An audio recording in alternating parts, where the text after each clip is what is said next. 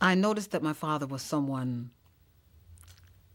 other than your regular, everyday, go to work father at the age of about, I'd have to say maybe about 7 or 8, when there were always musicians around the house, and there was always music around the house, and he had his guitar, and he didn't go to a regular job. I didn't really know what a regular job was except for what my father did. That's all I knew. I never thought of him as being anything different. That's how I looked at him. This was a job. At that point in time, I didn't really have a concept of a job. I just knew I was at home with my mom and dad. His joy was that he was able to do more for the family. I think it gave him a bit more confidence in what he was doing, because my father was always, he was very consistent in what he did. He said, this is what I do, and I'm not going to change. And this made him a bit more confident in what he was doing. I noticed the change in the music, because when we were growing up, it was a very, jump, boogie music. But then he began to do the more folkish music. And he made the transition beautifully. I mean, he was just like, it was a flawless transition for him.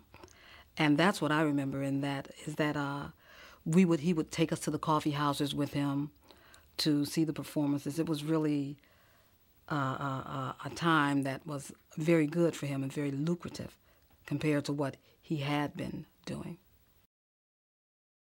He was quite pleased, that people would emulate him and, try to do his music. Of course, he knew that they could never do his music, but it was just very pleasant for him to have someone come and want to do his music. So he was quite pleased with it. Most people who know my father know that he was a very energetic man. And even though he wasn't a young man, it was because this was his passion. That is what gave him the drive to do it. And my father has always, always, always wanted to do his music. So this is what, this is what drove him. Us as a family, we didn't see it as something that was hard for him, because he never showed that to us. My father was a very private man.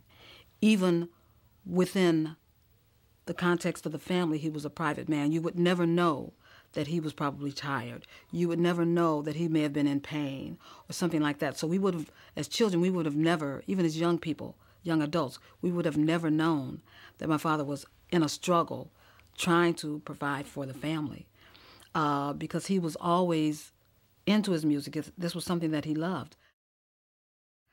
My father's music was definitely an outlet for his inner feelings and the things that were going on in his life.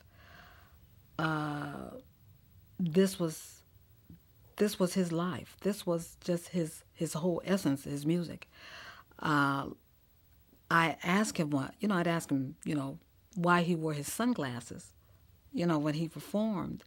And he was saying that sometimes he wears his sunglasses because he cries as he does his music. Because, he's been through a lot. And the things that he's seen, the things that have been done to him, the things that he has experienced.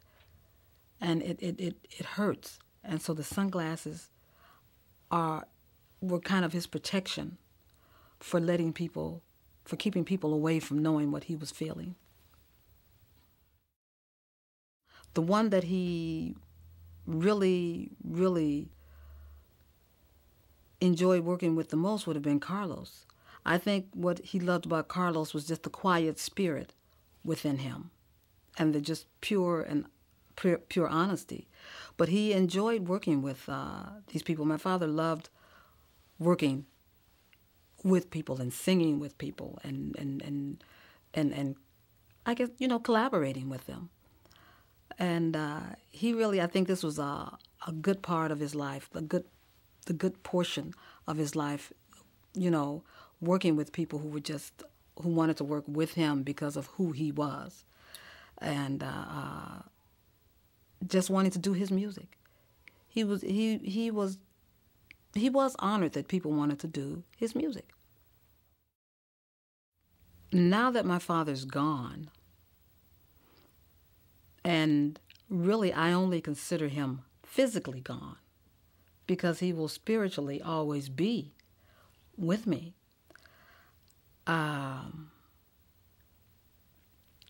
It's when I listen to his music, it's it is like he's just right here with me. He's right there with me. I really have to say that I miss him. I miss him because he is physically gone, and as humans, we're so into tangible and what we can touch and and what we can see. But when I put his music on, it's like you say, he is here with me. He is here with me. Even if his music is not on, he's here with me because he is, I came from his loins, so I truly have a stronger connection than most people who just listen to his music. For me, when I look in the mirror, I can see parts of me that resemble him. So I know that he's not gone. My very first time recording with my father was somewhat kind of intimidating. Even as his daughter, it was intimidating for me because I realized that, who he, this is John Lee, even though he's my father, can you come up to this standard? Can you even get close to that standard? So that was, somewhat hard for me to do. But after, I got past it, it was just fun recording with him because he was always joking. He was a very funny man. He should have also been a comedian, along with being a musician. He had this infectious laugh, and he was always playing and always joking. He would call the house, and he would disguise his voice on us. So, this was a part of him, the playful John that made you relax when you had to come into a studio with him. He realized this, and he put whoever he was working with at ease.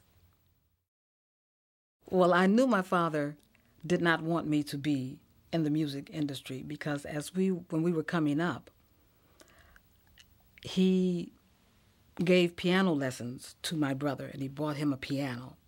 Well, I wanted one. I wanted to take lessons too, but he bought me a sewing machine.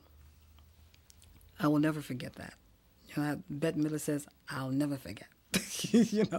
So I knew then that he was not thrilled about, us going into the music industry. But my brothers worked with him for a little while, and I think he was disappointed because they did not continue on.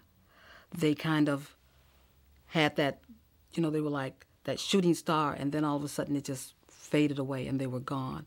And that was very disappointing to him because every man would like their sons to follow in their path. Well, he didn't realize his daughter was going to follow in his path and was relentless because I had relentless people helping me. So at first he was not very supportive because I think he was afraid that it was a tough life and that I would quit, that I would become discouraged and quit. And so he told me, he said, well, you've got to crawl, before you walk, you've got to pay your dues, you've got to do this, you've got to do that. And this went on for a while. And one day we were at his house, and it was myself, my father, and Olin, the producer, who is also my husband. And Olin asked my father, he said, I'd like to speak with you. And so they went and they walked to the corner. And when they came back, my father has been helping ever since. He's just been there. He became a very, very supportive person at that point. And I don't know what was said, but but he has been there 100% after that. I think that I would like the world to know that the person that they knew as John Lee Hooker was John Lee Hooker, but was not John Lee Hooker.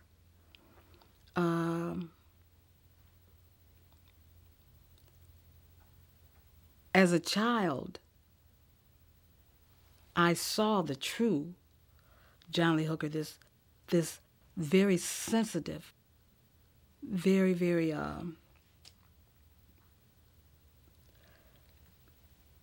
very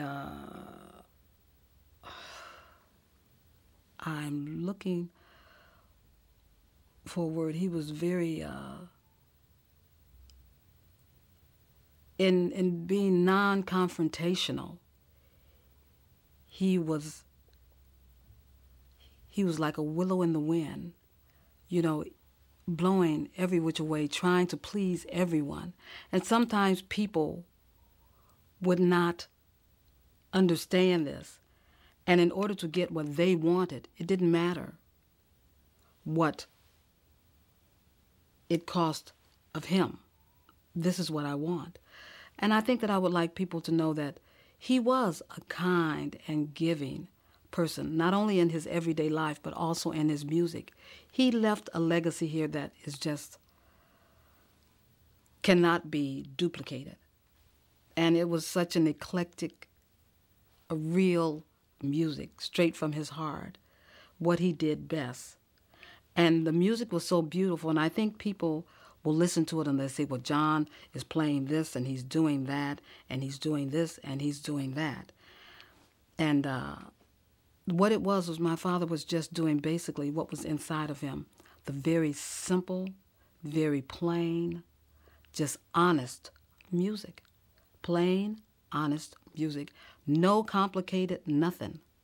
I mean, it amazes me when people say, well, John did this and he wanted to do this and he tried, But as a child, I saw what he did. He played what was John. All of his music, every song he wrote had a story to go with it.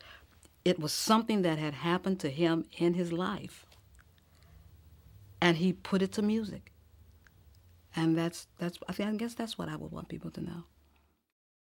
My father liked the smaller clubs because they were very intimate. And he just loved people.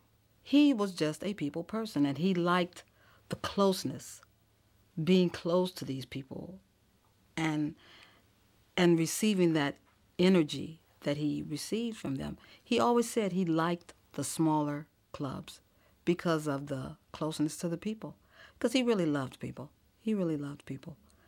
And as he got older, and this is in reference to something that you had said, even as he got older, I think his presence became even more mystical to people. I think that's what it was, more mystical.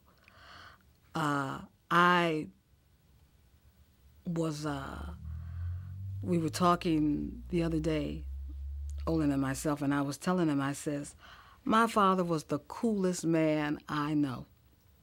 He was just the coolest person I knew.